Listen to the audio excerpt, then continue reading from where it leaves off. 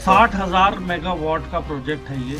तो जी। बहुत ज्यादा मतलब इसमें बिजली का उत्पन्न होगा। यदि युद्ध लगता है या युद्ध की संभावना होती है तो भी एक तरीका है जिसमें कि आप ये बांध के दरवाजे खोल देंगे तो समय से पहले दोनों मुल्क किसी पीस डील पे आ जाए, किसी नतीजे पे पहुंच जाए, ताकि उसका जो अंजाम है, जिसका एंड रिजल्ट है, उसका अच्छा। दोनों मुल्कों को फायदा हो सके। चाइना की ऑयल की कैपेसिटी अमेरिका ने उसकी कमर तोड़ दी है, वेनेजुएला से तेल डिनाई कर दिया है, ईरान से तेल डिनाई कर दिया है। मतलब वो कह रहे हैं कि सैंक्शंस लगेंगे चीन पे क्योंकि उन्होंने ईरान की मदद की। यदि चीन ये नहीं करेगा तो जाहिर सी बात है कि चीन की फिर मंशा बहुत गलत होगी। ऑपरेशन सिंदूर में पाकिस्तान का पूरा पूरा फेलियर बाहर आया है और अच्छा। पाकिस्तान का भरोसा उठ चुका है चाइनीज मिलिट्री इक्विपमेंट से।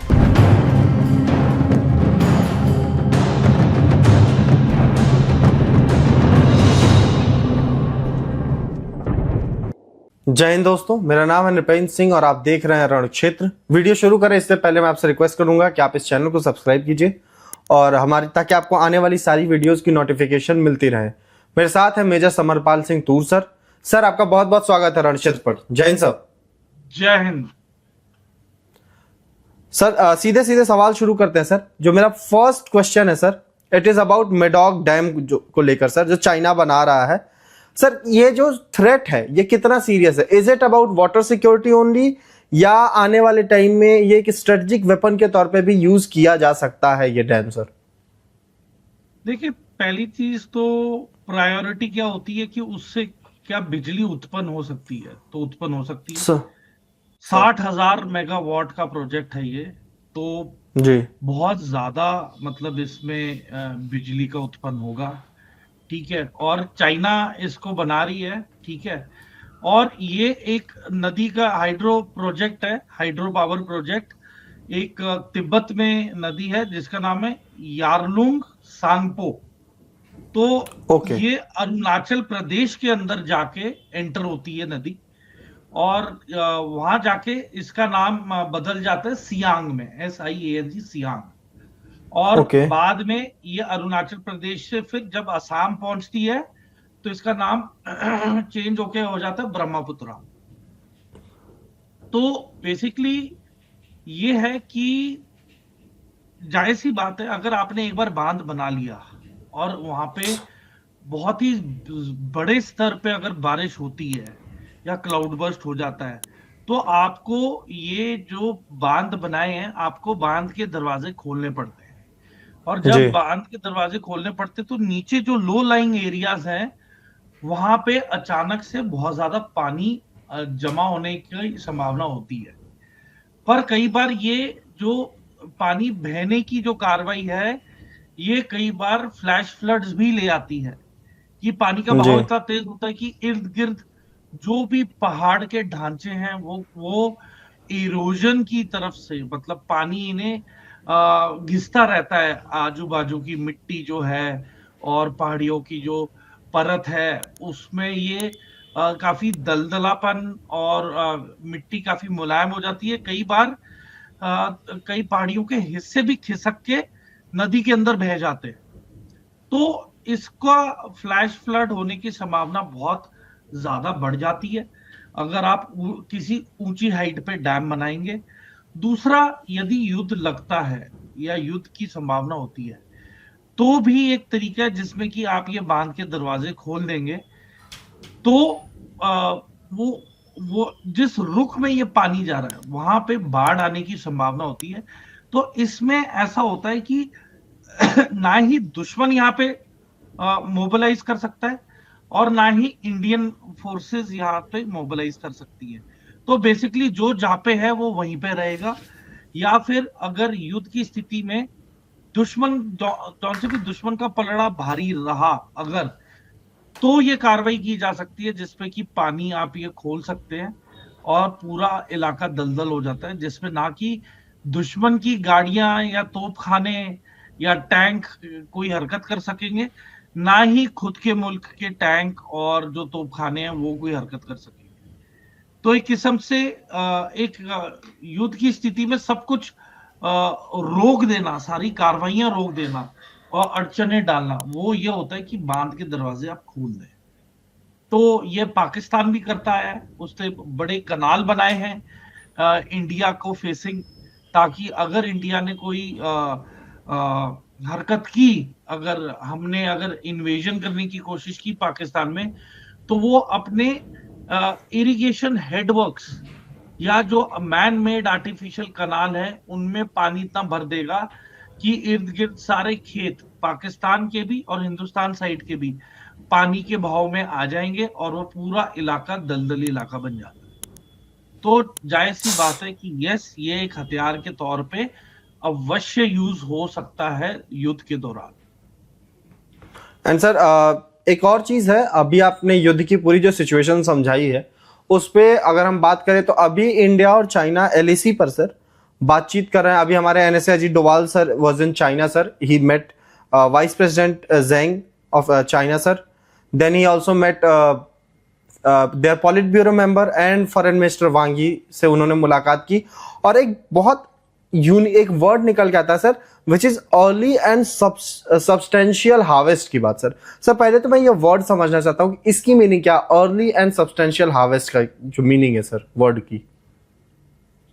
देखिए, ये जो शब्द है अर्ली एंड क्या कहते हैं, आप क्या बोला, अर्ली एंड सब्सटैंशियल हार्वेस्ट, मतलब सर कि समय से पहले। ठीक है, जी मतलब अर्ली एंड सब्सटैंशियल मतलब कि समय से पहले दोनों मुल्क किसी पीस डील पे आ जाए, किसी नतीजे पे पहुंच जाए, ताकि उसका जो अंजाम है, जिसका एंड रिजल्ट है, उसका दोनों सर मुल्कों को फायदा हो सके। तो सर समय से पहले, ये नहीं कि इसे डिले करते रहना। तो इसलिए कहते हैं कि ये जो मतलब बीजिंग और नई दिल्ली के बीच जो भी बात होगी, ये एक जितनी जल्दी हो उतना बेहतर है। जी और अगर इसमें कुछ ठोस डिसीजन लिए गए तो सब्सटैंशियल हार्वेस्ट मतलब एंड रिजल्ट इफेक्टिव है।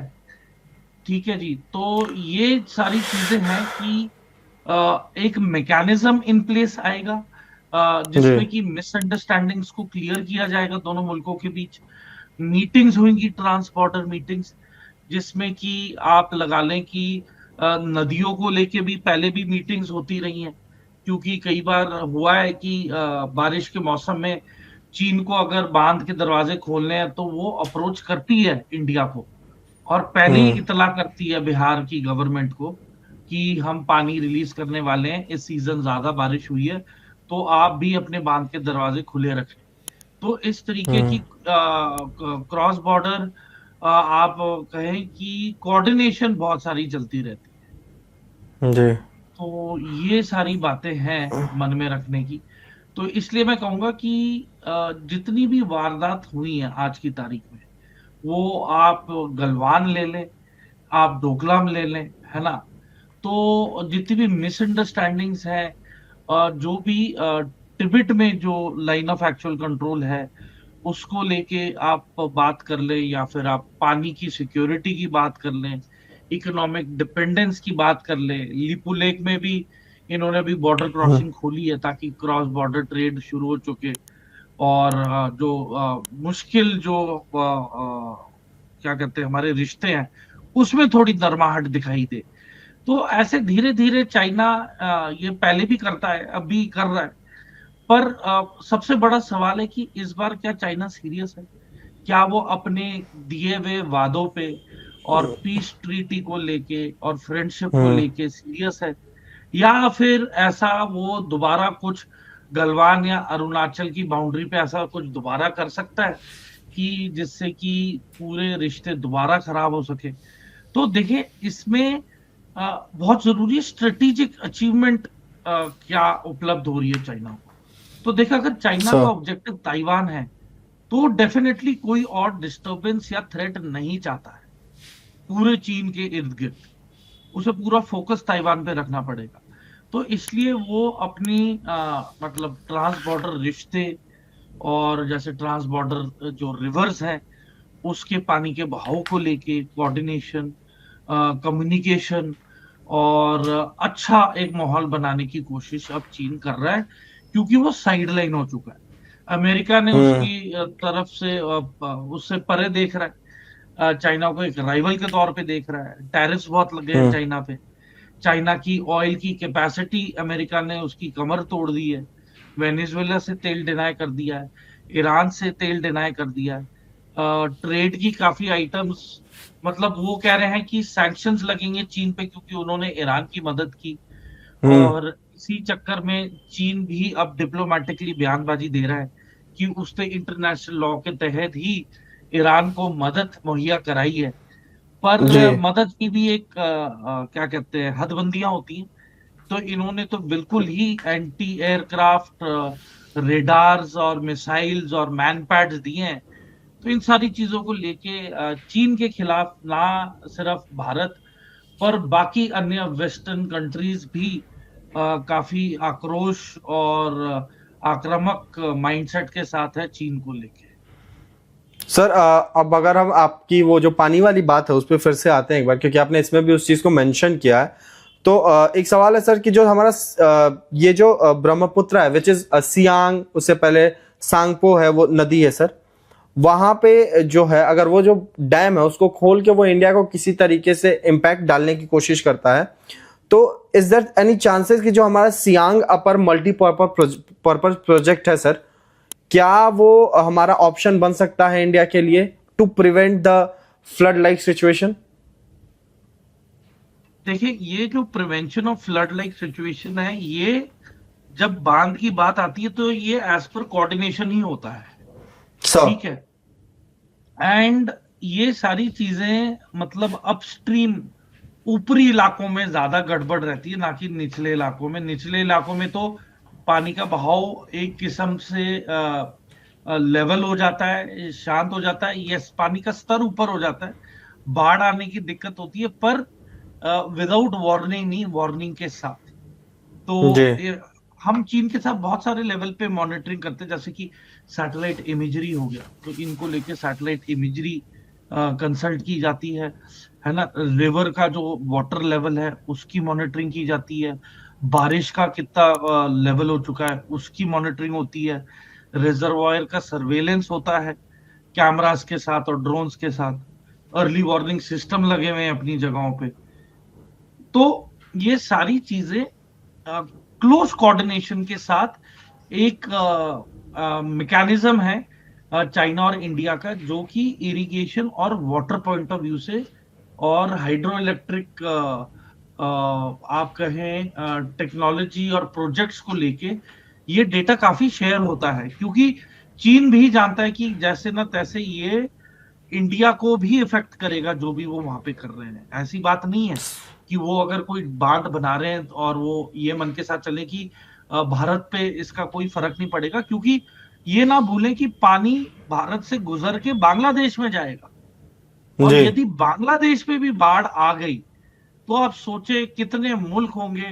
पहले भारत, उसके बाद बांग्लादेश, दो तो मुल्क इनकी गलतियों की वजह से सफर करेंगी। तो कुदरती चीजों को मन में रखते हुए चीन को एक इकोसिस्टम बरकरार रखना पड़ेगा, जिसके अंदर जी। की फ्लड की मॉडरेशन हो, देख सके कि कितने क्यूबिक सेंटीमीटर पानी स्टोर किया जा सकता है। उसका डेटा इंडिया के पास भी होना चाहिए, और चीन भी कुछ छुपाए ना हमसे।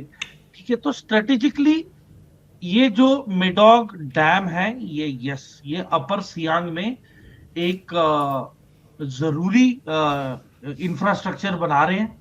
और इस इंफ्रास्ट्रक्चर पे पूरा हमारी नजर बनी हुई है ना। फ्लड को लेके, पानी को रेगुलेट करने के लिए, हाइड्रो इलेक्ट्रिक पावर को लेके, है ना, डाउनस्ट्रीम रेजिलियंस कितना ये पानी छोड़ेंगे हमारी ओर, है ना, स्ट्रेटेजिक स्टोरेज कितना है चीन का, ये सारे डेटा शेयर किए जाते हैं।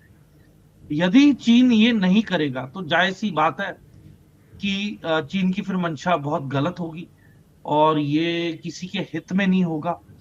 और एक और चीज हमें ये नहीं भूलनी चाहिए कि अरुणाचल प्रदेश आज की तारीख में नपिंदर डेवलप हो रहा है। जी। सड़कें अभी भी बन रही हैं, है ना, ब्रिजेस बन रहे हैं, टनल बन रहा है, कम्युनिकेशन सेटअप हो रहा है, एयरफील्ड बनाए जा रहे हैं यहाँ पे अरुणाचल में आज की तारीख में।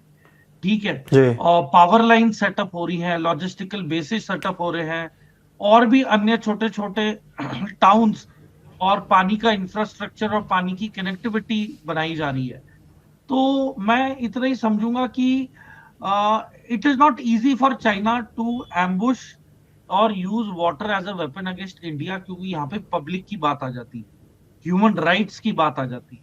तो यदि कोई नुकसान होता है जान माल का और चीन इसकी हमें जानकारी नहीं उपलब्ध कराता, तो it is against human rights, और इस पे फिर इंटरनेशनल ऑर्गेनाइजेशंस, एनजीओज भी नोटिस लेती हैं और रिस्ट्रिक्शंस भी लगाती हैं, सैंक्शंस भी लगते हैं। सर अब चलते हैं आपके और मेरे फेवरेट टॉपिक की तरफ sir, which is any guesses sir?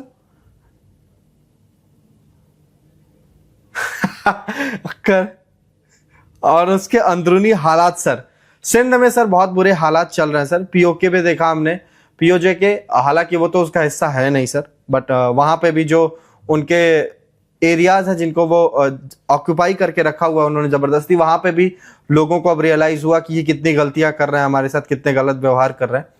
उसके बाद सर हमने बलूचिस्तान के हाल देखे, हमने खैबर पख्तूनख्वा में भी बहुत सारी चीजें देखी हैं सर। बट अब आता है सर सिंध। सिंध में भी सर स्थिति बिगड़ती जा रही है। वहां पे प्रोटेस्ट हो रहा है और वहां पे बहुत मतलब बुरी तरीके से लोग प्रोटेस्ट कर रहे हैं। लोग कह रहे हैं कि आप इसको बांटने की कोशिश मत कीजिए। कुछ दिन पहले बांटने के लेके बातचीत हुई थी सर कि उनके जो सूबे हैं उनको बांटेगा पाकिस्तान। क्या पाकिस्तान सर अब अपने इंटरनल प्रॉब्लम्स को ही टैकल करने में मुश्किल होगी उसको सर? मतलब अंदर से टूटने की कगार पे आ चुका है सर। देखिए, सोशल मीडिया जब से डोमिनेट कर रहा है नैरेटिव्स को आज की दुनिया में, तो तब से एक चीज तो तय है कि पाकिस्तान अपनी कोई भी इनकॉम्पिटेंसी या नाकामयाबी को एक्सटर्नल थ्रेट के तौर पे घोषणा कर देता था कि भारत की वजह से हुआ है या भारत की सिक्योरिटी एजेंसीज की वजह से दिक्कत हुई है।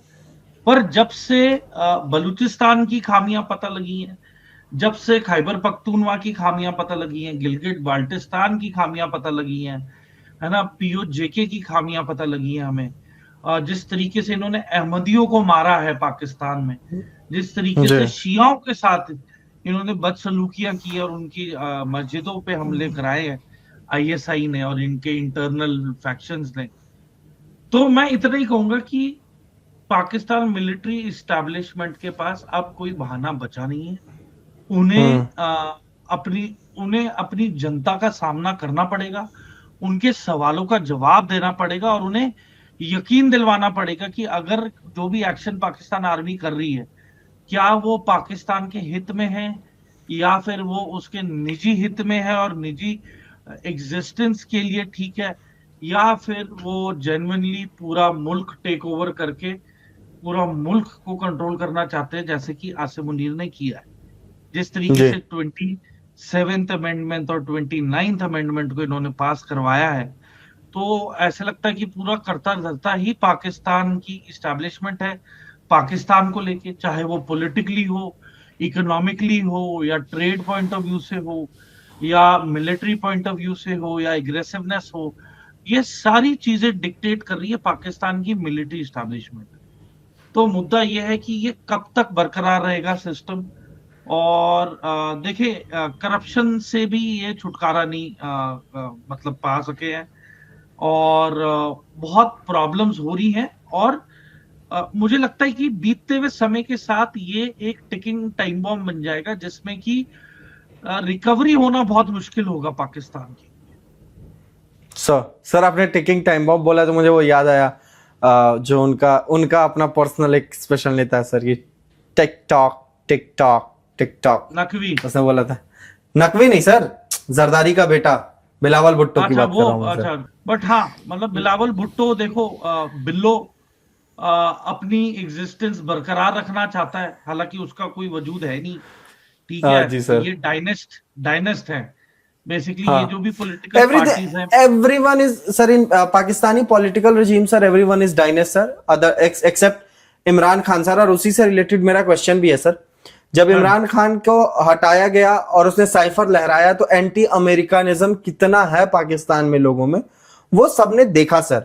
But still we know that Pakistan अपना वजूद ही चलाता है 3 A's पे सर, आर्मी, अल्लाह, आर्मी और अमेरिका। आर्मी रूल करती है, अमेरिका के हिसाब से चलती है सर। वो गुल साहब का एक स्टेटमेंट है सर, जो नहीं रहे, उनके लेफ्टिनेंट जनरल हुआ करते थे, एक आईएसआई चीफ थे, हु सेड कि ये वॉशिंगटन से हामिद डिसाइड गुल। होता है कि हु विल, हामिद गुल का, कि who will become the chief of Pakistan army staff sir, ये डिसाइड होता था वॉशिंगटन डीसी से सर, ये उनका स्टेटमेंट था सर। अब एक टाइम था जितना जो जब आईएसआई डिसाइड करती थी, बाकी सारे टॉप नॉच लोगों के साथ बैठ के कि अगला जनरल कौन बनेगा, और कहते थे कि जो डीजी आईएसआई है उसके बहुत सर, ज्यादा चांसेस होते थे कि वो आगे जाके कामयाब हो, अच्छा वही करे। पर अभी हामिद हाँ, गुल का वही दुख रह गया सर कि मैं डीजीआईएसआई होते हुए भी नहीं बन पाया। तो शायद, खैर, सो सर, तो ये सारी चीजें थी उसमें। अभी जो ये इमरान खान के बाद एंटी अमेरिकनिज्म दिखा है पाकिस्तान में, और उसके बाद शियाओं ने बोल भी दिया था कि आप ईरान के खिलाफ ज्यादा एक्शन नहीं ले सकते। उसके बाद हम देखते हैं सर कि ये अमेरिका के साथ बहुत ज्यादा कोरिलेट करके चल रही है पाकिस्तान आर्मी। ये लोग अपने इंटरनल पावर बैलेंस को कितना स्टेबल करके रख सकते हैं सर, ये अमेरिका के साथ लेके? देखिए ऑपरेशन सिंदूर में पाकिस्तान का पूरा पूरा फेलियर बाहर आया है, और सर। पाकिस्तान का भरोसा उठ चुका है चाइनीज मिलिट्री इक्विपमेंट से।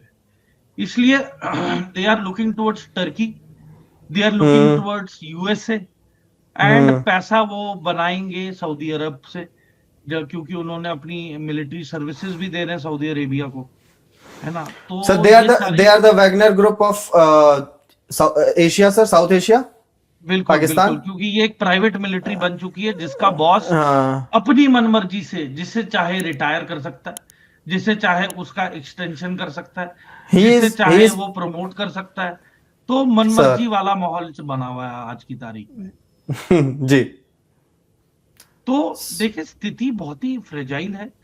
ये जी। एक अनडिक्लेयर्ड मिलिट्री कू है। ये इसे हम एक डेमोक्रेटिक इरोजन भी कह सकते हैं। Erosion sir. शब्द में इसलिए कह रहा हूं, डेमोक्रेटिक इरोजन कुछ उस प्रकार से कि जब समुद्र की लहरें तट पे आती हैं और सालों साल, सर। और जो रेत है, रेत को जी। अपने साथ अंदर खींच लेती हैं, और का एक दो सालों बाद पता लगता है कि वो जो बीच थी वो बीच नहीं रही, वो एक बिल्कुल इन डेप्थ बहुत ही गहरा एक क्लिफ टाइप बन चुका है। पानी बहुत गहरा बन चुका है और नीचे कोई परत या सतह नहीं बची, और पूरा का पूरा सैंड गायब हो गया उस इलाके से। तो वैसे जी। ही सबकी नजरों के सामने, आंखों के नीचे से सबको पता है कि यहाँ पे बहुत ही ज्यादा प्रॉब्लम्स दिखाई दे रही हैं, जैसे कि water shortage, unemployment, political alienation, institutional distrust चल रहा है, प्रोविंशियल ग्रीवियंसेस चल रहे हैं, है ना। आपस में बन नहीं रही किसी की, कोई किसी को तवज्जो नहीं दे रहा। एम्बुश आर्मी के बहुत रोज हो रहे हैं, है ना। जी। जो जो बॉडी काउंट है बहुत ज्यादा बढ़ रहा है पाकिस्तान मिलिट्री का, कम नहीं हो रहा है। तो स्थिति सबके आंखों के सामने बिगड़ती जा रही है, पर बेसिकली कोई कुछ कर नहीं पा रहा है, क्योंकि कोई मैकेनिज्म नहीं बचा है, कोई अथॉरिटी नहीं बची है, कोई तरीका नहीं बचा है, क्योंकि सब कुछ पाकिस्तान की मिलिट्री एस्टेब्लिशमेंट ने कब्जा किया हुआ है।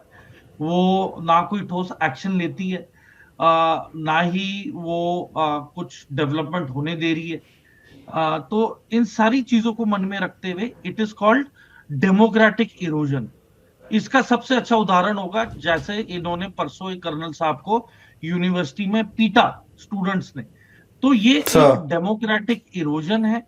ये संकेत है कि लोकतंत्र खत्म हो रहा है। जिस तरीके से फौज को मारा जा रहा है, इनकी फौजियों की बेइज्जती कराई जा रही है, इनकी वर्दियां फाड़ी जा रही हैं, तो it is a democratic erosion जो पाकिस्तान मिलिट्री ने किया है। और उसके सर। बदले फिर ये वारदातों को अंजाम आ, मतलब देना और होते हुए देखना एक आम बात सी होने लग गई है Pakistan. Sir. Army so can control the territory, but sir. Army can not control the mind of the people of Pakistan. हाँ, तो ये तो है सर। और कर्नल साहब को जो पीटा गया था सर, वो चले गए थे अपनी बीवी जी के कहने पर, अपनी बेगम के कहने पर, पति पर धर्म अब निभाने, पिस्तौल और लेके उन्होंने। जाएंगे, हाँ, सवाल वो सो नहीं वो है। तो। सवाल ये है कि ठीक है, दिक्कत है, प्रॉब्लम है, वर्दी में जाएं आप, वहां अथॉरिटी से बात करें, पर आप पहली चीज तो हथियार लेके एक एजुकेशनल इंस्टीट्यूशन के अंदर घुसे हुए हैं, दूसरा पॉइंट। आप स्टूडेंट्स को खुद मार रहे हैं, तो आपने पुलिस का कोई इंटरवेंशन नहीं मांगा, तो देखिए रिपरकशंस तो होता ही है। अब उसी अफसर की अब कोर्ट मार्शल की कार्रवाई शुरू हो रही है, वो एएससी हम्म। से थे, army service corps Pakistan army, तो उनपे अब ओके। कार्रवाई और एक्शन होगा।